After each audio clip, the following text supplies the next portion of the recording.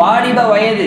இந்த வாலிப வயதை பொறுத்த வரைக்கும் எப்படிப்பட்டதாக இருக்க வேண்டும்? நம்முடைய காலத்தில் தற்காலத்தில் இந்த வாலிப பருவம் என்பது எப்படிப்பட்டதாக இருக்கிறது என்பதை நாம் சிந்திக்க வேண்டும். இந்த இஸ்லாமிய பற்று இல்லாமல், சரியான முறையில் இருக்கக்கூடிய அந்த தொழுகை அவர்களிடத்தில் இல்லாமல், இபாதத்துகள் இல்லாமல் நாம் பார்க்க முடியும். எந்த அளவுக்கு என்று சொன்னால், தன்னுடைய பெற்றோர்களை அவமதிக்கும் அளவிற்கு தன்னுடைய இளைஞர்கள் மாறுகின்றார்கள். இஸ்லாமிய வாலிபர்கள் எப்படி இருக்கணும்? அவர்களிடத்தில் தொழுகை எப்படி இருக்கின்றது?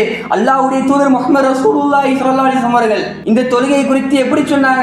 தன்னுடைய மரண தருவாயிலும் கூட அஸ்ஸலா அஸ்ஸலா அஸ்ஸலா, தொழுகை தொழுகை தொழுகை என்ற ஒரே மாத்திரம், ஒரே குரலை கொண்டு தன்னுடைய மக்களுக்கு உபதேசம் செய்யக்கூடியவர்களாக இருந்தார்கள். அல்லாஹ் ரப்பல் ஆலமீன் குர்ஆன்ல சொல்லும் பொழுது, இன்ன ஸலாத்த கானத் அலல் முஃமினீன கிதாப மௌகூதா, நிச்சயமாக தொழுகை ஒவ்வொரு முஃமினுக்கும் நேரம் குறிக்கப்பட்ட கடமையாக விதிக்கப்பட்டுள்ளது. இன்ன ஸலாத்த தன்ஹா அனில் ஃபஹ்ஷாஇ வல் முன்கர், நிச்சயமாக தொழுகை மானகேடானவற்றையும் தீமை விட்டும் தடுக்கின்றது. ஃபவைலுல் லில் முஸல்லீன் அல்லதீன ஹும் அன் ஸலாத்திஹிம் சாஹூன், நிச்சயமாக தொழுகையில் பாரமுகமாக இருக்கும் அரைகுறை தொழுகையாளர்களுக்கு நிச்சயமாக கேடுதான் என்பதாக அல்லாஹ் ரப்பல் ஆலமீன் இந்த தொழுகை குறித்து மட்டும் குர்ஆனில் ஏராளமான இடங்களில் கூறி காட்டுகின்றான்.